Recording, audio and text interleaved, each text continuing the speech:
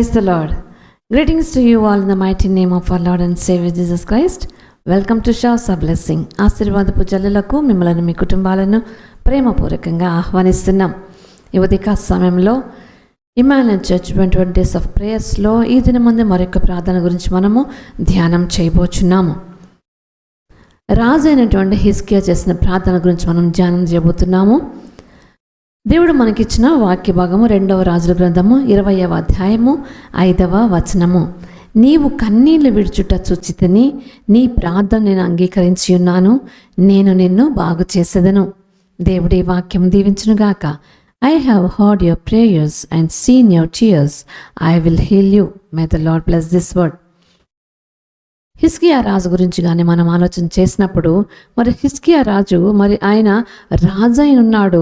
అయితే అతనికి ఒకసారి ఏం జరిగిందంటే మరణకరమైనటువంటి రోగము కలగగా 2వ రాజుల గ్రంథం మనము 20వ అధ్యాయం మొదటి నుంచి కానీ చూసినప్పుడు ఆయనకు హిజ్కియా రాజుకు మరణకరమైనటువంటి రోగము కలగగా ఆమోజు కుమారుడును ప్రవక్తుడైన యెషయి అతని యొద్దకు వచ్చి, నీవు మరణం అవుచున్నావు, నీవు బ్రతుకవు కనుక నీవు నీ ఇల్లు చక్క పెట్టుకొనమని యెహోవా సెలవిచ్చుచున్నాడని చెప్పగా, చాలా భయంకరమైన పరిస్థితి అండి.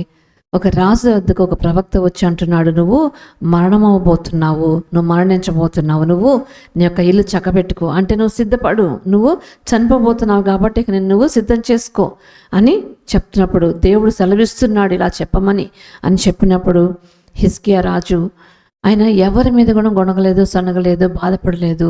ఆయన చేసిన పని ఏంటంటే ఇమ్మీడియట్గా వెంటనే గోడ వైపు తను ముఖము త్రిప్పుకొని, యెహోవా యథార్థ హృదయుడనై సత్యముతో నీ సన్నిధిని నేనెట్లు నడుచుకుంటునో, నీ దృష్టికి అనుకూలముగా సమస్తమును నేనెట్లు జరిగించుతునో కృపతో జ్ఞాపకం చేసుకున్నామని హిజ్కియా కన్నీళ్లు విడుచుచు యెహోవాను ప్రార్థించాను. హల్లెలూయా.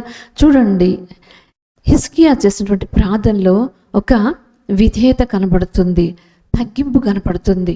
ఏమంటున్నాడంటే, అయ్యా నేను నీ దృష్టికి ఎంతో యథార్థవంతుడిగా ఉన్నాను కదా, నువ్వు నన్ను నీ కృపతో జ్ఞాపకం చేసుకోయ్యా, నీ కృపతో నన్ను జ్ఞాపకం చేసుకొని కన్నీళ్లు విడుచుచు దేవుని ప్రార్థించినట్లుగా చూస్తున్నాను. వెంటనే దేవుడు స్పందించాడు.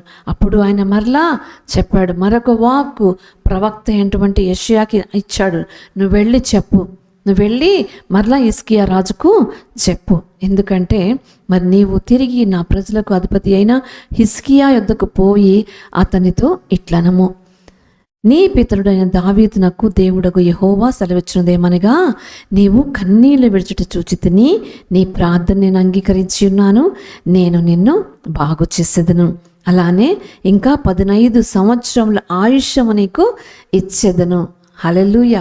చూడండి, మరి దేవుడు వెంటనే స్పందించాడు. హిజ్కియా చేసినటువంటి ప్రార్థన దేవునికి అనుకూలముగా ఉన్నది. తనను తాను తగ్గించుకొని ప్రార్థన చేస్తున్నాడు. ఆ తగ్గింపుతో కూడినటువంటి ప్రార్థన, విశ్వాసంతో కూడినటువంటి ప్రార్థన దేవుణ్ణి కదిలించిందండి. మనం ఎలా ప్రార్థన చేస్తున్నాము? మనకు సమస్యలు వస్తాయి, మనందరికీ తెలుసు. ఎందుకంటే సమస్యలు లేనటువంటి మనుషులంటూ ఎవరు ఉండరండి. ఏదో ఒక సమస్య ఉంటూనే ఉంటుంది. అయితే మనం దేవునికి ఎక్కువగా ప్రార్థన చేస్తూ ఉండొచ్చు, అయితే దేవునికి అనుకూలంగా నడుస్తూ ఉండొచ్చు.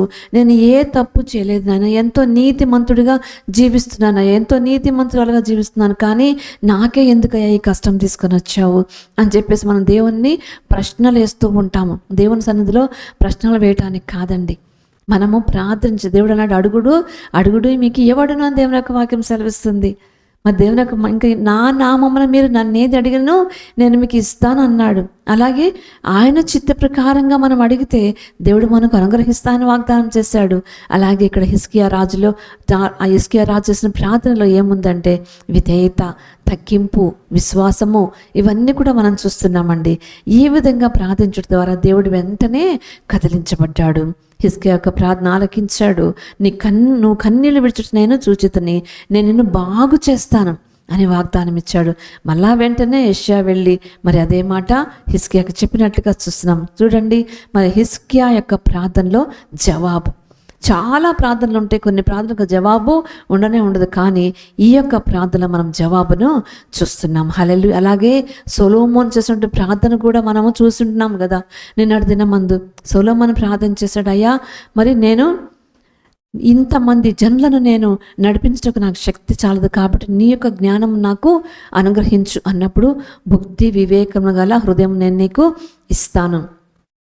అలాగే ఐశ్వర్యము ఘనత ఏం అడగలేదు, కాబట్టి నేను నీకు ఐశ్వర్యము ఘనత కూడా నేను నీకు అనుగ్రహిస్తాను అనే దేవుడు. ఎందుకంటే దేవునికి ఈ ప్రార్థన అనుకూలముగా ఉన్నాయి, కాబట్టి మనం కూడా దేవునికి అనుకూలమైనటువంటి ప్రార్థన చేయటానికి మనం సిద్ధపరచుకుందాం.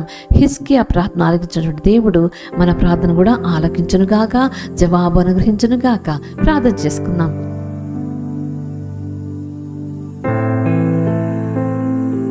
మహాపరిశుద్ధుడా, మహోన్నతుడా, మా మంచి యేసయ్య, నీ పరిశుద్ధ నామమునకు స్తుతులు స్తోత్రములు తండ్రి. దేవానికి వందనము చెల్లించుకుంటున్నాం నాయన. ఈ ఉదయకాల షౌట్స్ ఆఫ్ బ్లెస్సింగ్స్ ద్వారా ప్రభా నా తండ్రి మీరు మాతో మాట్లాడుచున్నారు తండ్రి. హిజ్కియా రాజు చేసినటువంటి ప్రార్థన ప్రభా మీరు మా ఎదుట ఉంచారు నాయన.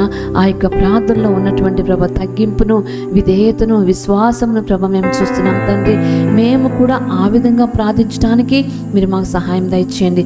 నువ్వు కన్నీళ్లు విడుచుట చూచితని నేను నీ ప్రార్థనను అంగీకరించి ఉన్నాను, నేను నిన్ను బాగు చేసేదను అని ప్రభా మీరు మాకు ప్రభా ధైర్యం ఇచ్చినటువంటి ప్రభా నా తండ్రి యొక్క ప్రార్థన ప్రభా మాకు ఎంతగానో ధైర్యం అనుగ్రహిస్తే తండ్రి నీకు వందనములు.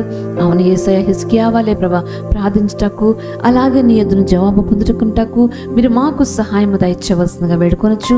యేసు అతి పరిశుద్ధ నామములో ప్రార్థించి వేడుకొంచున్నాను తండ్రి.